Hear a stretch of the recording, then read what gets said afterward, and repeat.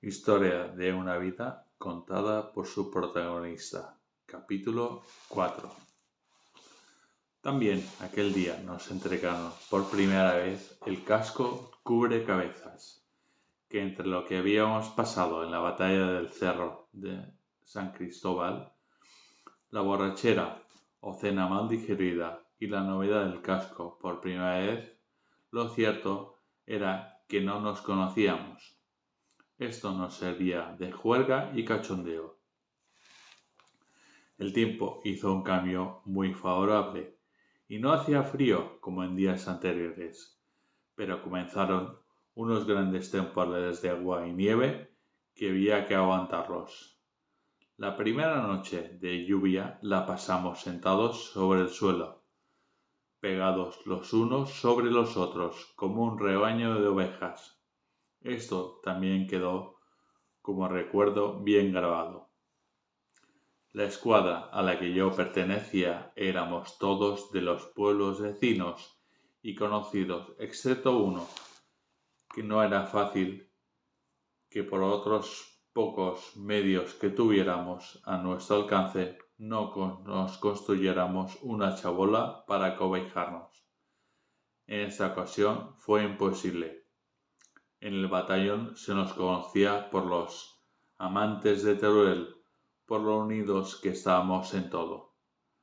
Debido a que la guerra ya se iba poniendo dura, en mi compañía habían muchos ricos de Zaragoza y de otros sitios. A todos, a excepción de uno, se le pusieron muy graves su papá o su mamá. La excepción fue don Juan Antonio Gramades, de una distinguida familia de Zaragoza, y que era el diputado más joven de la provincia, y que después de la guerra sería por muchos años gobernador civil de Lérida. Todos los demás recibían el célebre telegrama tan cobardemente egoísta y descarado de papá o mamá muy grave.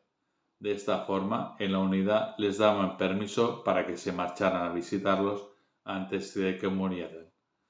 La realidad era que ellos ya no volvían más al frente. Puedo todavía recordar algunos nombres como son Almacenes Molinar, Transportes 8A, Almaginos, la fábrica de harinas de Daroca, Coine, el Chato de Muel, y el único que no era aragonés y sí de mi escuadra era el hijo del director del Banco de España en Soria, llamado Paulino. Estos cobardes y egoístas elementos ya no regresaban más al frente. Se quedaban en Zaragoza en los llamados servicios auxiliares, por no decirles enchufados, y que vestían con un uniforme azul oscuro. Uno de los pocos permisos que me tocó disfrutar me encontré en el Paseo de la Independencia con el ex compañero hijo del director del Banco de España en Soria, que iba del brazo de una elegante señorita y que seguramente le iba explicando las muchas heroicidades que había hecho en el frente de combate. Me la presentó como su prometida.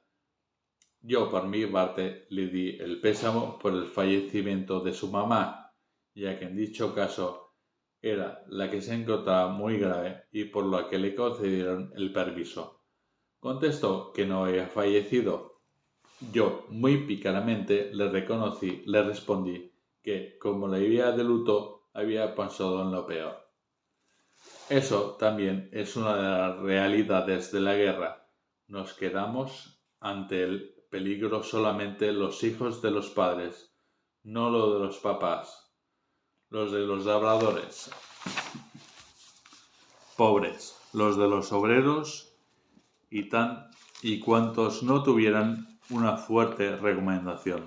Si no hubiese sido por las academias de oficiales, que fueron ellos quienes las abastecieron por ser los únicos que culturalmente estaban preparados para ello, no hubiese quedado nadie o casi nadie de los ricos.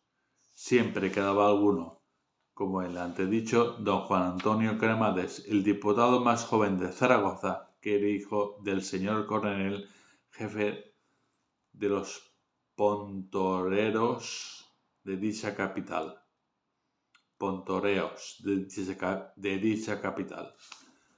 La guerra cada día era más dura y más molesta, y hay que destacar la gran cantidad de parásitos. Los piojos. Recuerdo el primero de ellos era un compañero, descubrió en su cuerpo y todos fuimos a verlo como un acontecimiento. A los pocos días ya estábamos todos llenos y las chabolas en las que habitábamos estaban alfombradas por ellos.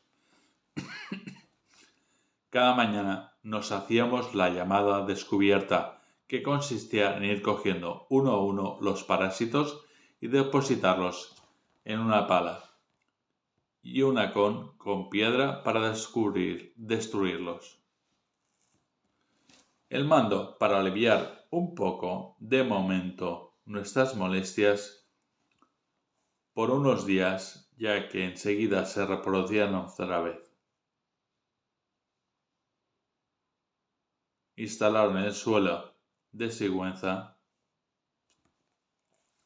donde pasaban por ellas las fuerzas del sector, unas naves de ducha. Nosotros nos tocó compartirlas, estas naves de duchas, con un tabor de regulares, o sea, con moros. Y debido a que el traje de baño era el de nacimiento, lo cierto es que nos daba un poco de reparo. Enseguida nos dimos cuenta que eran lo mismo que nosotros.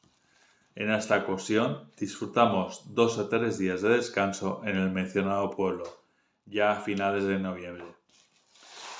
Los amantes de Teruel nos comimos rancho esos días. No comimos rancho esos días, comimos en un bar. El día de partir para las trincheras durante la comida dieron la orden que a las 3 de la tarde había que estar subidos en los camiones y partir desde varias patrullas en nuestra busca y captura. Cuando más alegres estábamos con nuestras canciones y chiquitos nos encontraron, comunicándonos que a las fuerzas estaban desde hacía mucho rato subidas en los camiones sin poder partir por nuestra culpa y que nos esperaba un buen castigo que se compuso en fregar las perolas de la cocina durante una semana. El día 31 de diciembre de 1936 nos encontramos de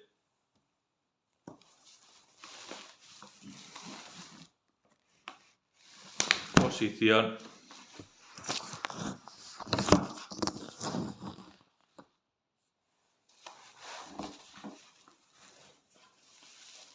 en la que más tarde sería el histórico kilómetro 105 de la carretera nacional 2. Desde este sitio parte un ramal que conduce hasta también histórico pueblo de Briundilla, Guadalajara.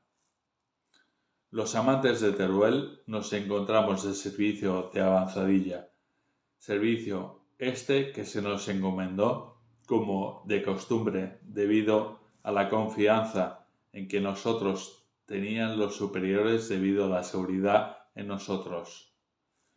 El servicio este que nos encomendaba debido a que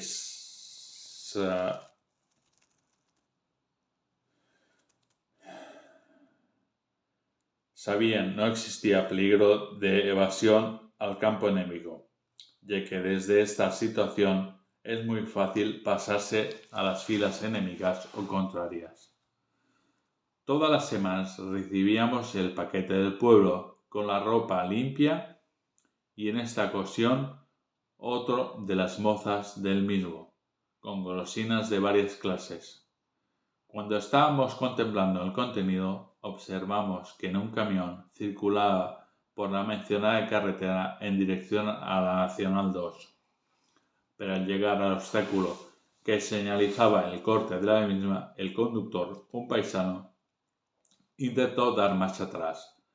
Maniobra esta que nosotros la impedimos. Este conductor que los rojos habían requisado para el transporte de tropas y que hicimos prisionero, se lo presentamos al mando. Este señor explicó que es de Brihuega.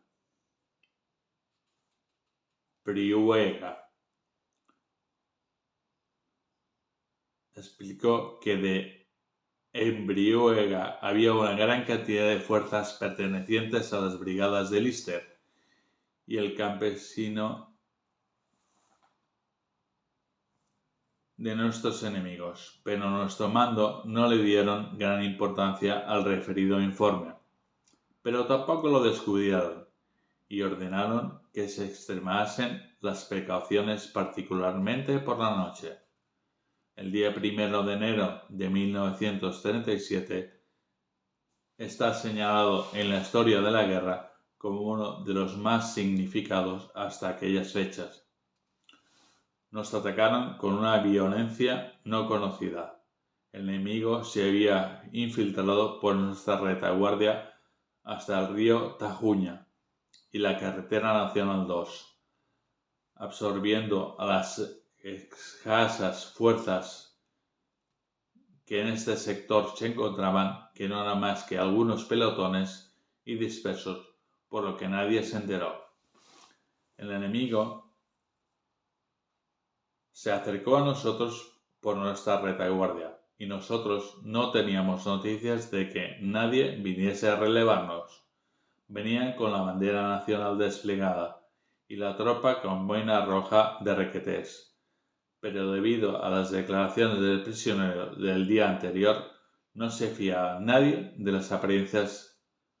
A nosotros, repito, no se nos había comunicado ni teníamos noticia de que nadie viniese a relevar. Cuando se encontraban sobre 200 metros de nosotros, gritaban: «¡Somos requetés!» y la bandera nacional hacían unos movimientos como saludándonos. La respuesta fue «¡Fuego!» y así se entabló una batalla que duró más de 48 horas. La plana mayor de este batallón se encontraba en el pueblo más a retaguardia, llamado Viralbueno, y más adelante de Algora, o sea, entre Algora y el kilómetro 105 de la Nacional 2, nadie sabía nada. En Viralbueno estaban celebrando un interesante partido de pelota, ya que en la unidad había unos buenos jugadores, en particular 2 hermanos apodados Las Carotas, de Aranda de Duero. Cuando más distraídos estaban con el partido, un proyectil de artillería les atravesó el frontón.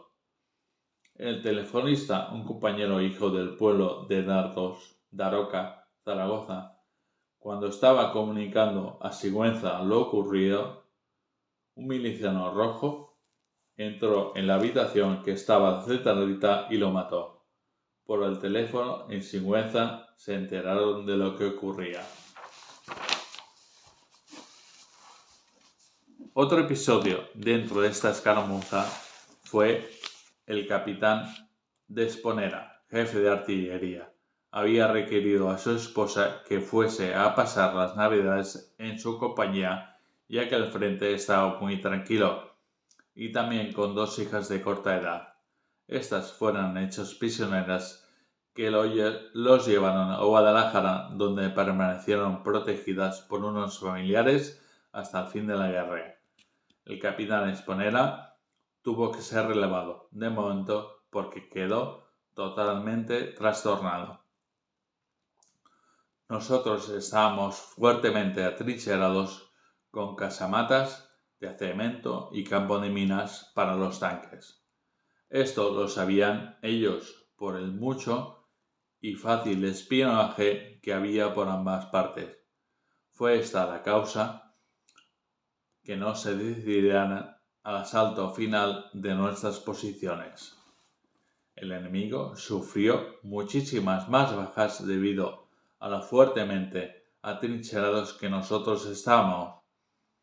Pero si nos metieron a un cerco que duró más de 48 horas, que ya sin munición y muchas bajas, no hubo más remedio que hacer la retirada. Durante esta batalla fue cuando por primera vez hicieron acto de presencia los tanques rusos. Fueron 18 los que nos presentaron las célebres columnas Lister y Campesino. Nuestro campo de minas que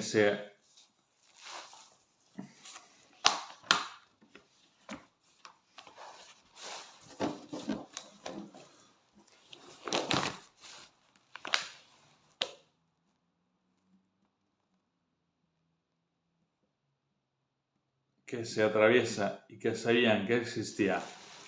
Por nuestra parte, no disponíamos de ninguna arma contra carros, más que un cañoncito de infantería que le llamamos la Nicanora y que llegó a inutilizar sacándole la oruga de la rueda a algún tanque. La retirada se efectuó por un estrecho pasillo que los enemigos no habían llegado a cerrar del todo, y fue difícil la salida. Por mi parte, tuve la suerte de que una bala me atravesó el tacón del zapato, que de haber dado unos milímetros más arriba me hubiese deshecho el talón. Una retirada es lo peor que se puede dar en un combate, porque pierde el control del mando.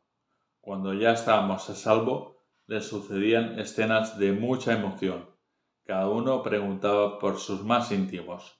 Entre los compañeros de la retirada yo tenía a mi primo hermano Demetrio y mi gran amigo Dámaso, que no pudo ver la guerra terminada. Al reencontrarnos fue muy emocionante, de que nada nos hubiera pasado, y cada uno contaba sus hazañas de tan dramáticos momentos. Una vez toda la compañía reunida se pasó lista para comprobar las bajas sufridas durante 2 días largos que duraron los combates y la retirada. Fueron muchas, pero no las que podía haber sido por la magnitud de la operación. Ya se hacían de noche y nos refugiamos en la fábrica de cementos de Matillas, un pueblecito de las cercanías del río Henares. A pesar de ser invierno, teníamos más sed que hambre, aunque en muchas horas no habíamos probado bocado alguno.